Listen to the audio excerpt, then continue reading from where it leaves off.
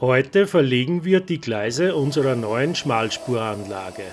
Dazu schneiden wir Flexgleise mit einem speziell angefertigten Gleisschneider, sehen uns Details wie Schienenverbinder genauer an und verschrauben alles auf der Anlage. Die finale Testfahrt offenbart uns sofort erste Fehler und wir stellen uns zusammen einer super wichtigen Frage. Willkommen zu einem Video der MOBA Manufaktur.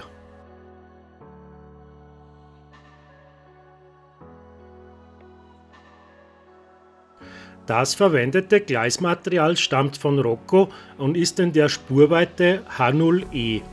Ich verwende großteils gebrauchtes Gleismaterial, welches ich noch aus einem früheren Anlagenabbau parat habe. Gebrauchtes Material hat natürlich so seine Tücken. Man muss es genau prüfen, ob es beschädigt ist, beziehungsweise bei Weichen ist extrem wichtig, ob sie noch sauber schalten. Ich habe zusätzlich noch das Glück, dass da ein früheres Dämmmaterial, eine Art Schaumstoffisolierung, dran klebt. Das abzulösen ist eine ganz schöne Fummelei. Positives: durch Anwärmen wird der Kleber weich und lässt sich dann doch relativ einfach ablösen.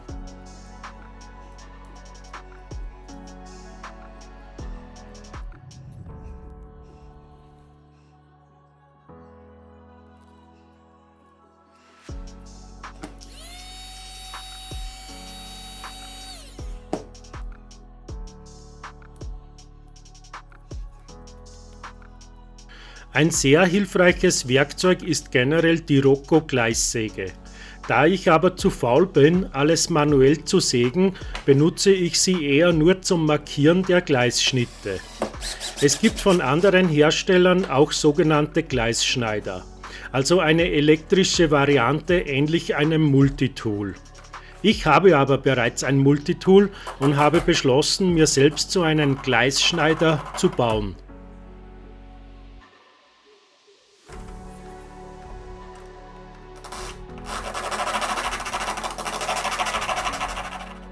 Hier das erwähnte Multitool mit Flexantrieb und die zugehörige diamantbesetzte Mikrotrennscheibe.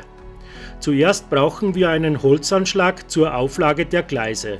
Diesen Anschlag schraube ich erstmal zusammen. Damit die Trennscheibe später eintauchen kann, sägen wir eine Art Führungsschlitz. Anschließend habe ich ein großes Scharnier bzw. eigentlich einen Türbeschlag verwendet, um einen Sägehebel zu bauen. Der Werkzeugantrieb wird dort nur mehr mit Kabelbinder befestigt und alles in sich ausgerichtet.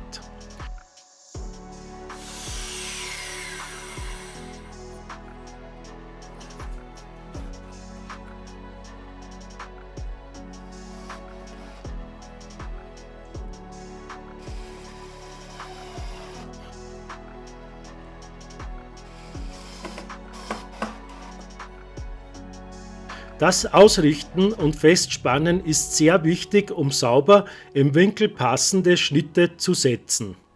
Die Idee und die simple Umsetzung funktioniert verdammt gut. Super, oder?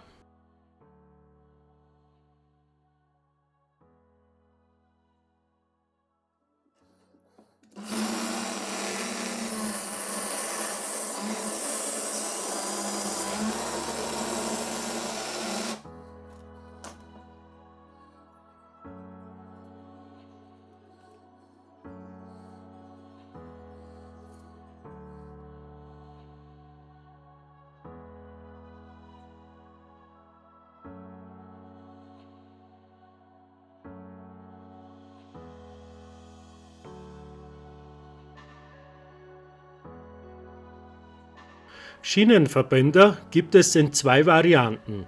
Für eine durchgängige Stromversorgung nutzen wir die normalen aus Metall gefertigten. Benötigt man Unterbrechungen im Stromfluss, kommen die Kunststoffverbinder zum Einsatz. Wir nutzen diese jedoch nicht, da sie uns zu klobig wirken. Für die spätere Rückmeldung werden wir einfach zusätzliche Gleisschnitte zur Unterteilung in Blöcke machen. Schwellenendstücke benötigen wir bei Flexgleisen. Hier werden nach dem Gleisschnitt 3 Schwellen entfernt und so ein Endstück aufgeschoben. Dadurch bekommen wir Platz für die Schienenverbänder und haben einen sauberen Verlauf der Schwellen.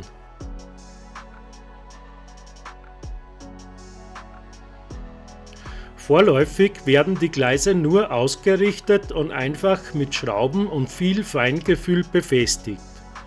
Nur so festziehen, dass die Gleise knapp nicht mehr verrutschen. Man muss dabei auch aufpassen, dass der Schraubenkopf nicht zu groß ist. Das hätte einen Kurzschluss zur Folge. Gefühlt haben sich für mich bei den schmalen H0E Gleisen die Tellerkopfschrauben in M3 x 12 mm bewährt.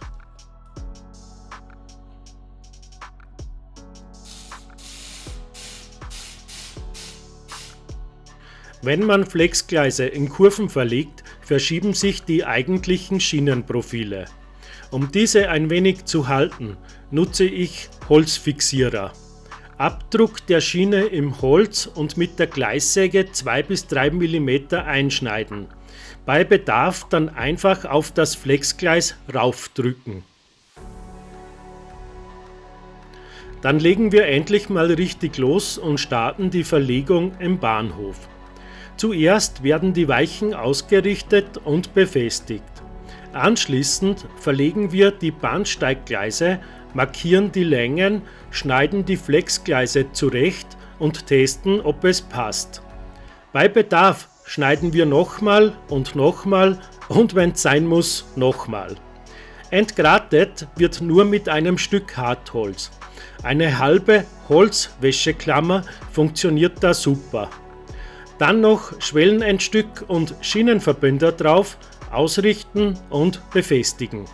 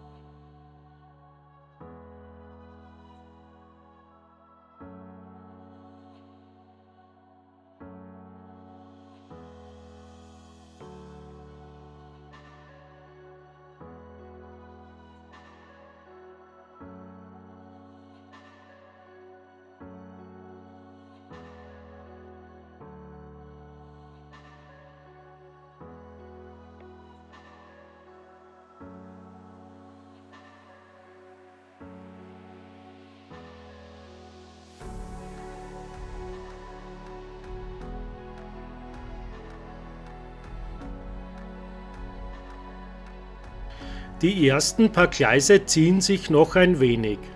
Irgendwie kommt da aber ein toller Rhythmus rein und es fängt auch an Spaß zu machen. Durch den Eigenbau und dem Verlegen von Gleis für Gleis bekommt man auch Bezug zur Strecke. Andauernd kreisen in meinem Kopf so nebenbei Gedanken, welche Betriebsabläufe hier später stattfinden könnten.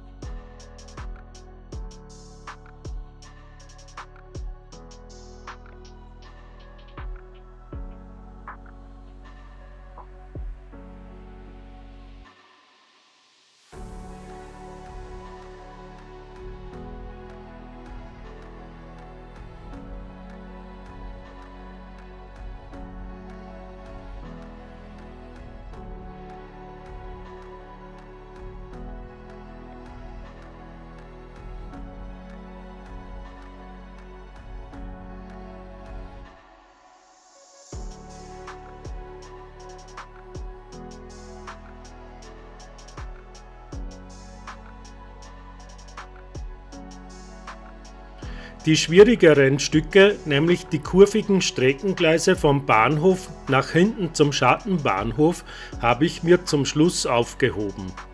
Durch die zuvor gesammelte Erfahrung sind auch diese Teilbereiche kein Problem mehr und gehen relativ easy von der Hand. Zugehörige Themen wie Segmentübergänge, Stromeinspeisung, Gleisblöcke, Weichenantriebe mit Polarisation und so weiter sehen wir uns ein anderes Mal genauer an.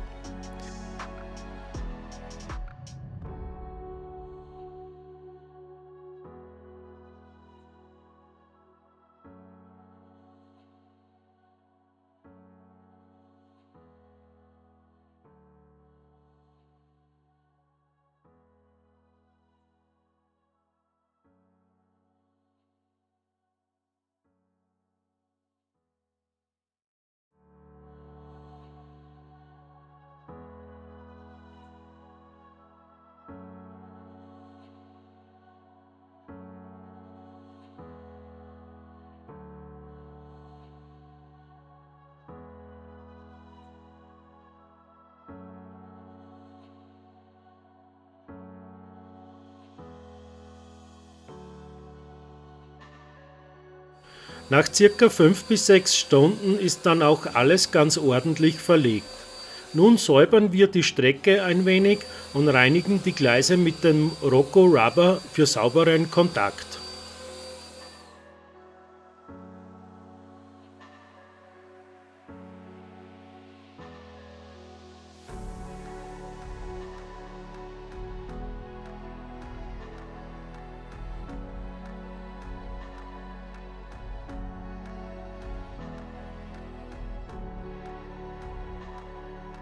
Die ersten Testfahrten mit einer Reihe 2095 sind eigentlich ganz vielversprechend.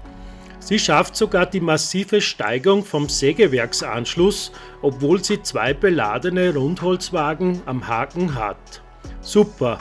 Auch ansonsten macht es schon viel Spaß, die Strecke endlich zu befahren, wenn auch noch analog und ganz stupide nur im Kreis. Da es aber eine Testfahrt ist, achte ich auch sehr auf mögliche Probleme und befahre jeden einzelnen Gleisabschnitt.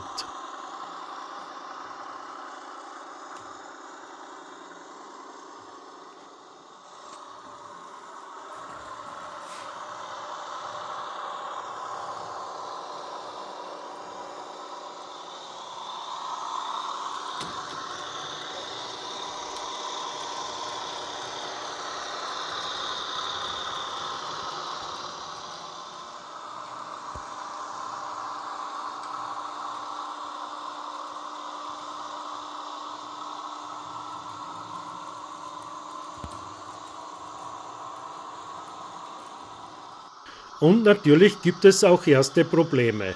Nummer 1. Ein Weichenantrieb im Schattenbahnhof ist im Weg. Das wird ja super spannend. An der H0E-Weiche kann der Antrieb nämlich nicht einfach auf die andere Seite geschraubt werden. Nummer 2. An der Steigung zum Sägewerk muss die Kupplung sauber zu sein. Puh, das war ja knapp. Das hätte den Wagen vermutlich komplett geschrottet. Weitere Testfahrten folgen natürlich, am besten mit jedem H0E-Fahrzeug, das wir haben.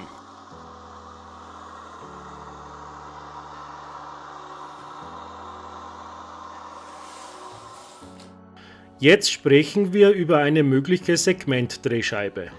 Ich habe da nur mal schnell eine Spur N Segmentdrehscheibe aufgelegt und grob mal alles so hingestellt, wie ich es mir vorstellen könnte. Tatsächlich gibt es in Österreich nur eine einzige Schmalspur-Segmentdrehscheibe bei der Bregenzer Waldbahn in Bezau. Diese ist dort am Streckenende, weil kein Platz mehr für eine Weiche war. Also bin ich damit nicht sehr vorbildlich unterwegs, aber cool wäre es natürlich schon. Was denkt ihr? Bitte euer Feedback in die Kommentare.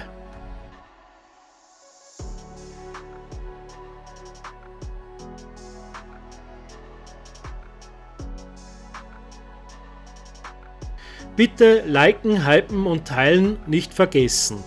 Wollt ihr keine spannenden Inhalte mehr verpassen, ist ein kostenloses Abo Pflicht.